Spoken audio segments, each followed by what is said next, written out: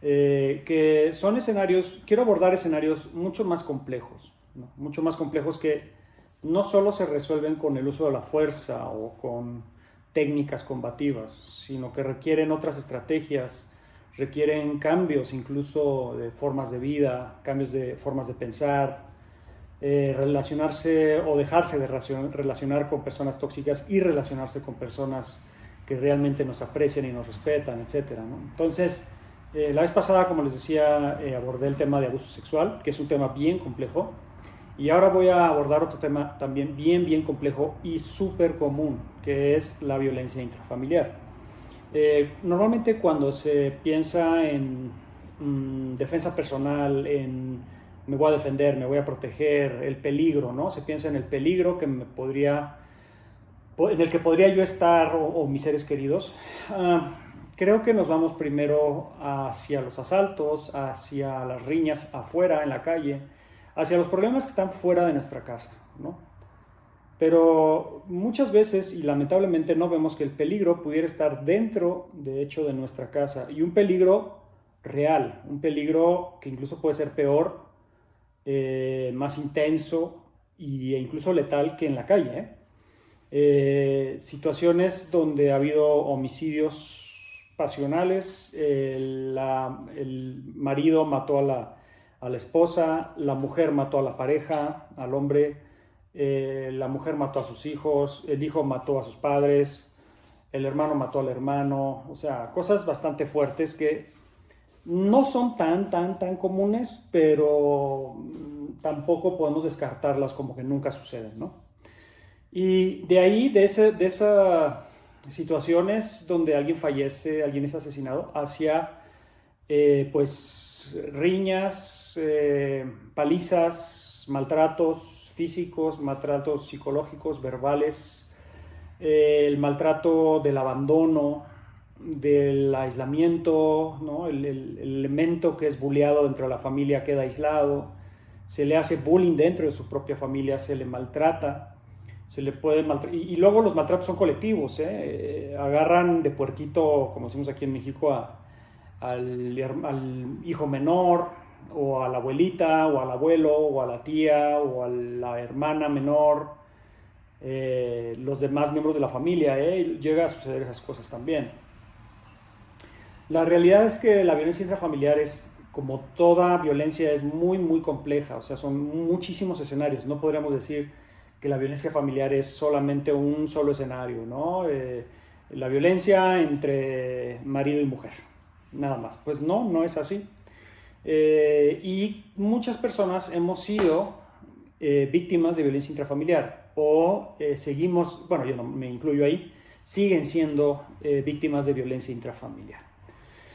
Eh, el problema de la violencia dentro de la familia, el gran problema es que es por mucho más difícil defenderse, por mucho más difícil poner un hasta aquí, un ya basta. ¿Por qué? Porque está el factor emocional, ¿sí? Cuando una persona que se supone está dentro de nuestro círculo de confianza, de cariño, cuando mi padre se supone me debe proteger y cuidar, o mi madre, o mi hermano, o mi esposo, o mi esposa, se supone que me deben cuidar y proteger. Y ocurre lo contrario. Viene un choque interno tremendo, ¿sí? Tremendo. Siento que en lo que es violencia intrafamiliar, las agresiones duelen más, mucho más, porque nos pegan en nuestro centro emocional.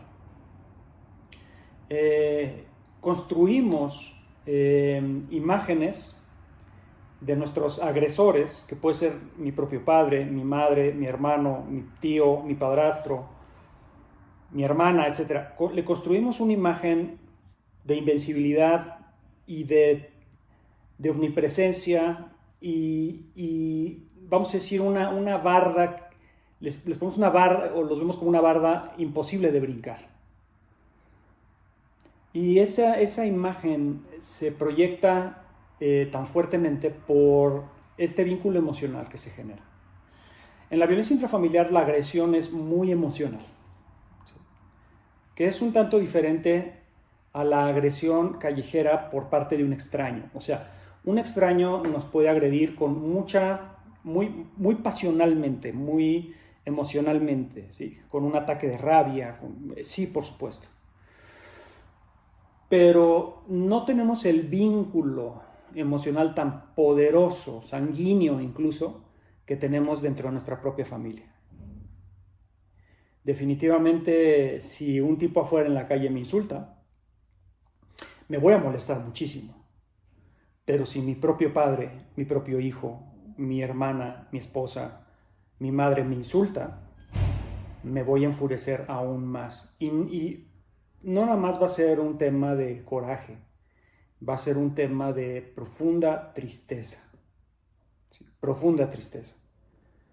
Y ese elemento, esa combinación es tremenda, porque imposibilita a la víctima de violencia intrafamiliar muchas veces de salir de esa situación. Superar a la persona que me está agrediendo es por mucho más difícil si yo veo a la persona que me está agrediendo como en una jerarquía superior a la mía, como mi protector, como la persona que se supone me debe amar. Y el dolor que siento al momento que me agrede, combinado de furia, coraje, frustración, pero el dolor de tristeza y de decepción y de frustración definitivamente es un factor fundamental que muchas veces me impide reaccionar. Y a eso le sumamos un ciclo vicioso que se conforma en lo que es violencia intrafamiliar, que es que me agrede y luego me pide perdón. Me grita, me golpea y luego se arrepiente o se ve como que se arrepiente y me pide un perdón, me pide disculpas, no lo vuelvo a hacer, no vuelve a pasar, no te vuelvo a lastimar, no bla, bla, y luego lo vuelve a hacer. Entonces, una persona que está en ese vaivén de agresión y arrepentimiento, agresión y culpa, de dolor y alivio, porque si alguien me agrede o si alguien te agrede dentro de tu familia, física o verbalmente, sientes todo ese dolor y después viene y se disculpa, ¿no? Y perdóname, no lo vuelvo a hacer. Y sientes ese alivio, bueno, fue de una sola vez, ya cometí un error, lo disculpo, lo quiero, la quiero, ¿no? Es mi mamá, es mi papá, es mi padrastro, es mi esposo, es mi esposa, es mi hijo, mi hija, etc. Llega ese alivio y luego, si se vuelve a repetir, si se repite, la agresión, es por mucho más profunda la incisión en nuestra estructura emocional, en nuestra personalidad, donde de hecho el dolor físico no es tan grave como el emocional. Es algo que voy a decir es muy curioso porque evidentemente si a una pobre mujer le pegan una paliza y le fracturan el pómulo y le sacan 3 dientes y la dejan para el hospital, el dolor físico es tremendo. O sea, no estoy menospreciando el dolor de las heridas físicas, pero cuando hay ya una emoción implicada, el dolor emocional muchas veces es más fuerte. Y todas las personas que hemos sido víctimas de violencia familiar en algún momento, que siguen siendo víctimas, te podemos decir, yo te puedo decir en mi propia experiencia, que los golpes físicos dejan de doler tanto como las palabras y la actitud y la energía tan agresiva de alguien que se supone te quiere y no te debería estar agrediendo de esa forma. Entonces, eso complica muchísimo las cosas, ¿sí?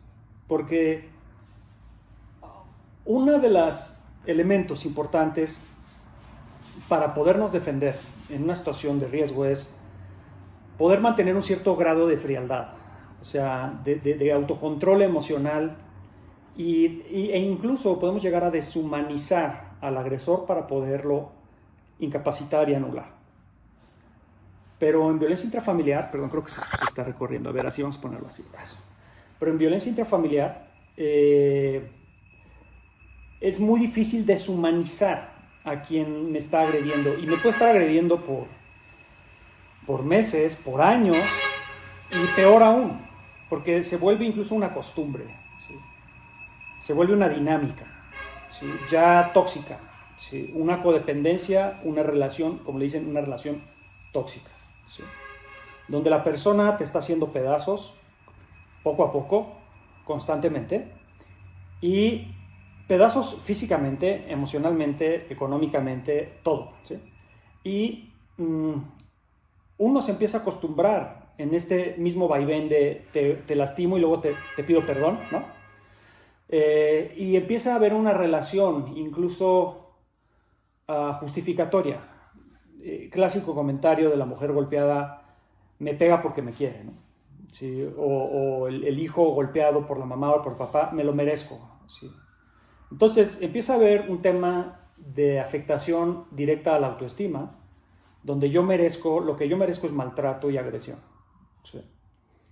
Y cuando la personalidad de alguien constantemente maltratado entra en esa estructura de baja autoestima y de autoflagelación incluso, o de justificar la flagelación de otra persona por una sensación de culpa, de yo no soy suficiente, yo no valgo, etc. Ya tenemos una configuración en la relación, en esa violencia intrafamiliar que se está dando, casi impenetrable, ¿sí?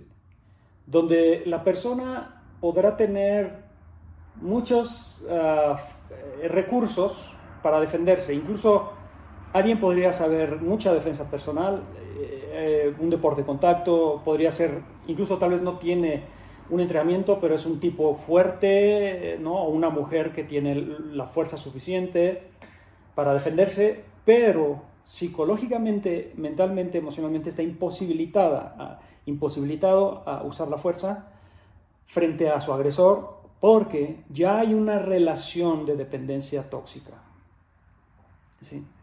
Y eso es ya por mucho más difícil de, repito, de penetrar en el sentido de ayudar, o sea, de intervenir. Tú le podrás enseñar a una persona a pelear, a defenderse, a manejar armas, etc. Pero si su mente, su psique, su autoestima, su estructura emocional está derruida, está minada por otro ser humano, esa persona no va a utilizar esos recursos. Y si los llega a utilizar es en un punto límite.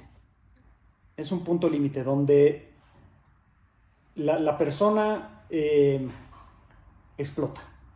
O sea, la persona ya no soporta, no tolera, no puede más y comete un error. Y cuando digo un error no llega como a defenderse, sino ya ataca y mata. Sí. Vean tantos casos de miembros de la familia que llegaron a un punto límite y mataron al hermano, mataron a la mamá, al papá, al padrastro, ¿no? A la esposa, al esposo, porque llevaron a esa persona durante tanto tiempo en esa agresión y en esa violencia intrafamiliar y en esa relación que les digo, a un punto de quiebre, donde la persona no pudo más y para liberarse recurre a una medida drástica como es el homicidio. Y esa tampoco es una solución. Podrían ustedes decir, bueno, pues es que esa es la solución, es la única manera de que esa persona se libere. No, porque tampoco se liberan. Una, porque es probable que acaben en la cárcel, eso no es liberarse en absoluto. Y dos, porque en realidad no se liberan de la imagen, de la sombra de ese ser que les ha lastimado. ¿Qué hacer?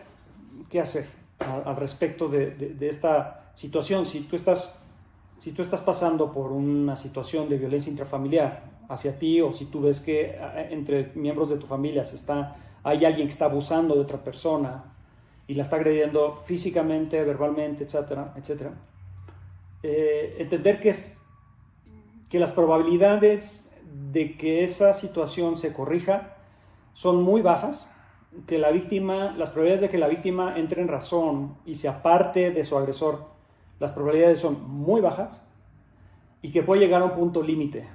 ¿Sí? No puedes ayudar a nadie que no se deja ayudar, es así de simple. Y por otro lado, si tú eres el que estás o la que estás viviendo esa agresión directa de algún miembro de tu familia, sea quien sea, y sea física y verbal, o no más verbal o no más física, lo primero es recuperar tu autoestima y tu valor y entender que definitivamente no mereces ese trato. Ningún ser humano lo merece, sobre todo si tú no has hecho nada para recibir ese trato. El problema es cuando empiezas a pensar que tú has hecho algo para recibir ese trato. Y puedes llegar al punto de pensar, es que yo nací, no debe haber nacido. Sí. Y en el mero hecho de haber nacido, ya merezco agresión. Eso es lo que merezco porque no debe haber ni siquiera nacido. Llega a ese punto, ¿eh? Entonces, primero valorar tu existencia, tu vida, tu felicidad, tu bienestar, y partir desde ahí, porque si no valoras lo que tú eres y lo que puedes ser, y no te proyectas y no te pones un objetivo de bienestar integral, nunca vas a tomar la decisión. Sí, nunca. Y si justificas todo lo que te está pasando, lo justificas e incluso lo apruebas. Sí. A mí me pegan porque me lo merezco. O, ay, no es su culpa, es que está enfermo. Oye, pero te está lastimando. Ay, no es su culpa porque tiene problemas económicos. Mira, está muy estresado, por eso me pegó, pero no es su culpa. Esa justificación del otro, ¿sí?, lo único que hace es perpetuar esta ya dependencia tóxica. Y cada vez va a ser peor. Entonces, ¿qué hacer? Primero empezar por recuperar tu propio valor, entendiendo que nada justifica la agresión hacia tu persona, sobre todo si tú no has hecho absolutamente nada. Y no, nacer y ser tú no es algo deleznable y algo que debe ser castigado. Por el contrario, debes de celebrar tu propia vida, tu propia integridad, tus propios valores, tus propias expectativas y sueños, y nadie te los debe de truncar. La persona que se sabotea que se sabotea más o que te sabotea más, eres tú mismo. Sí. El otro, el que te está lastimando, el que te está agrediendo, está contribuyendo a eso, pero si lo ves como él es el vehículo de mi propia baja autoestima, él es el vehículo o ella de mi propia falta de valor personal, de quererme, de amarme, ¿sí? Y la vida me está poniendo enfrente un maestro, una maestra, y ¿qué voy a hacer al respecto? ¿Voy a aprender de la experiencia? ¿Voy a aprender de esta persona? ¿O voy a dejar que me siga hundiendo en el hoyo del menosprecio, ¿no? Y de la miseria personal y familiar, porque además impregna todo el entorno familiar, ¿no? Entonces, hay que empezar desde ahí, y desde ahí empezar a cambiar la mentalidad, si se puede uno, sobre todo, apartarse. Yo soy más de apartarse, no de, ahora forma tu autoestima y luego pégale y ahora sí, defiéndete, ¿no? Que en algún momento se debe hacer, claro, pero no lo veo como prioridad. Yo más bien creo que lo que mejor se puede hacer es alejarse. Las relaciones tóxicas, aunque tú le pongas una madriza al otro, si el otro es tóxico, si el otro es un nefasto, es un sociópata, es un psicópata, la otra persona, aunque le pongas una mega madriza, va a regresar a lo mismo, va a justificar esa mega madriza, te va a manejar la culpa, te va a hacer sentir culpable porque te defendiste, si él nada más te quiere o ella nada más te quiere. O sea, créanme que estas personas que son así de psicópatas y sociópatas con su propia familia, saben cómo manipularte para que vuelvas a caer en lo mismo, incluso aunque te defiendas físicamente. Entonces, lo que yo recomiendo es apartarse. ¿Sí? Oye, pero ¿cómo voy a apartar si mi vida está aquí, mi trabajo, mi familia, mi forma de vida está aquí en este lugar, en esta casa, o en este departamento, en este barrio, en esta colonia, en este país? Bueno, lo que va a pasar es que si no te apartas y no haces un cambio de vida, ¿sí?, tendrías que generar una reposición de tu identidad frente a esa familia, frente a esa relación tóxica, y generar una recolocación de la jerarquía y poner en su lugar a la persona. Ha habido casos de víctimas de violencia intrafamiliar que han puesto en su lugar al victimario. al agresor y se ha recambiado, se ha reformulado, al menos en el sentido de que el agresor deja de atacar, porque la víctima se defiende, le causa dolor físico, literal, o sea, lo golpea, lo pone en su lugar al bully familiar, y el bully deja de agredir, pero nunca se va a eliminar por completo esa energía. O sea, aunque tu bully ya no te agreda, tu padrastro, tu tío, tu hermano, tu esposo, tu papá, tu hijo, aunque, o hija o quien sea, ya no te agreda, porque ya te lo pusiste en su lugar o ya la pusiste en su lugar, el nivel de tensión es permanente. Y el rencor y el acecho es permanente. Y esa persona va a esperar el momento perfecto en que estés un poco débil, frágil, desubicado, desubicada, que tengas un problema para volverte a atacar. Tal vez ya no físicamente, pero verbalmente va a buscar la manera de entrar en tu cabeza y volverte a quebrar, poco a poco. Entonces yo sí recomiendo el alejamiento, cambiar de relaciones, cambiar de vida, y sí son sacrificios muy grandes, pero la victoria cuando lo logras es muy grande, porque el bienestar que sientes ahora, lejos de todo ese ambiente familiar tóxico tan espantoso, la alegría, el disfrute, el bienestar que sientes es incomparable. Entonces les dejo esa sesión, espero les sirva mucho. Creo que es un complemento excelente para Combatives, para que entiendan que esto no nada más son los usos de la fuerza y las técnicas, que son divertidas, que son padres, que hay que saberlas, sí, pero hay problemas mucho más complejos que sí estamos experimentando y que requieren otra perspectiva. Hasta luego.